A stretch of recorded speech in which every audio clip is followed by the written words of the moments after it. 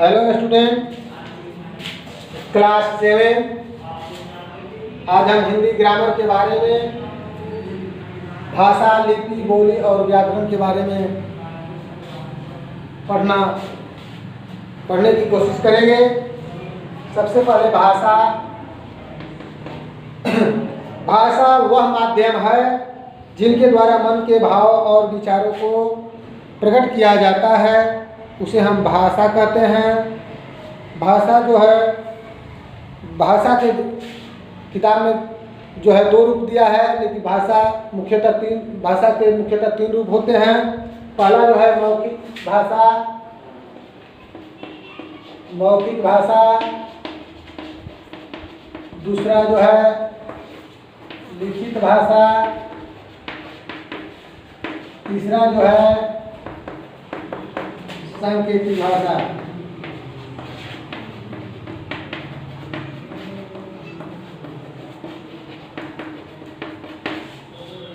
मौखिक भाषा किसे कहते हैं? भाषा के जिस रूप में मन के भाव और विचारों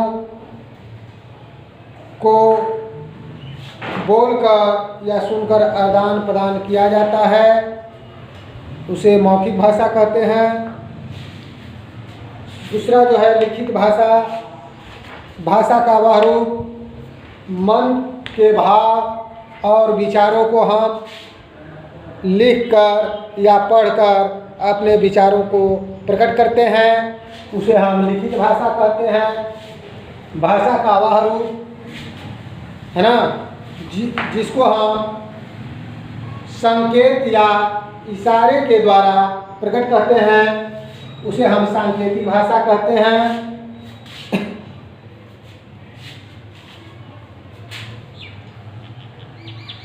तो हमारे भारतीय राजभाषा यानी किसे कहते हैं? यानी जो भाषा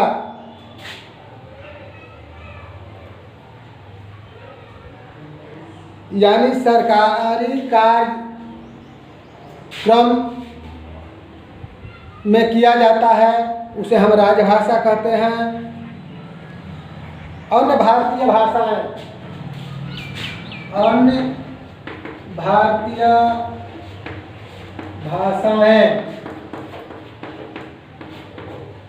इसमें जो है मन संविधान में भारत की इन भाषाओं को मान्यता दी गई है। असमी, बंगला, गुजराती, कन्नड़, कश्मीरी, कोंकणी, मलयालम, मणिपुरी, मराठी, नेपाली, उड़िया, पंजाबी, संस्कृत, उर्दू, सिंधी, तमिल, तेलुगु, बोडो, डोगरी, मैथिली, संथाली यानी इत्यादि। यानी भारतीय भाषाओं की संख्या 22 हो गई है। अब हम लिपि किसे कहते हैं?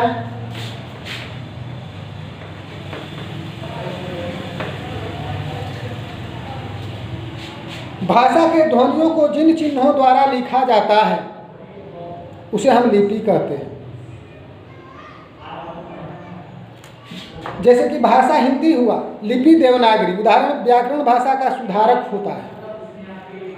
संस्कृत देवनागरी, सर्वे भवन्तु सुखिनः। पंजाबी गुरुमुखी लिपि है। गुजराती देवनागरी, अंग्रेजी, रोमन, उर्दू, फारसी जो है लिपि है। मराठी देवनागरी, बांग्ला बंगाली। बोली किसे कहते हैं? सीमित क्षेत्र में स्थानीय व्यवहार के प्रयोग की जाने वाली भाषा को हम बोली कहते हैं। क्या कहते हैं? बोली कहते हैं। क्या कहते हैं? बोली। व्याकरण। व्याकरण किसे कहते हैं?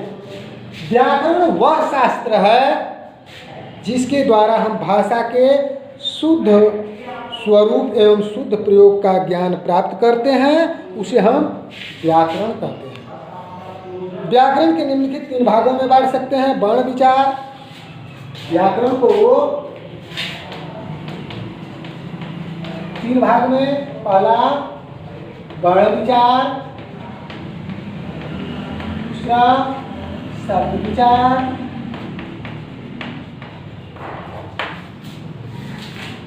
तीसरा जो है वाक्य विचार।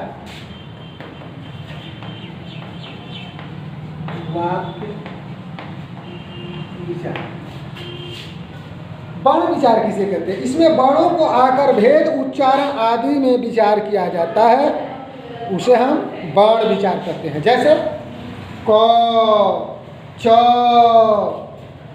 त, र, प, अ आदि जो है वर्ण विचार, शब्द विचार। इसमें शब्दों के भेद, रूप, बनावट आदि पर विचार किया जाता है, उसे हम शब्द विचार करते हैं। जैसे अध्यापक, विद्यालय, पुस्तक, कलम आदि ये शब्द विचार हैं। वाक्य विचार, इसमें वाक्यों के भेद, उनके संबंध, वाक्य बनाने तथा अलग अलग करने के ढंग को विराम चिन्ह लगाने का प्रयोग करते हैं, यानी वर्णन होता है, उसे वाक्य विचार कहते हैं। जैसे अध्यापक जी विद्यालय में पढ़ा रहे हैं। कौन पढ़ा रहे हैं भाई? अध्यापक। ये जो है वाक्य विचार है। बच्चे विद्यालय में पढ़ रहे हैं, वाक्य विचार। साहित्य, लिटरेचर, साहित्य किसे कहते हैं? किसी भी भाषा की साहित्य किसे कहते हैं?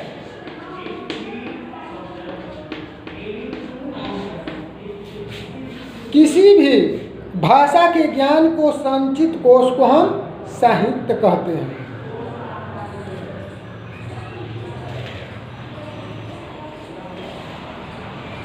गद्य, दूसरा पद्य, और है ना, यही दो साहित्य। गद्य है निबंध। गद्य में कौन कौन आते हैं?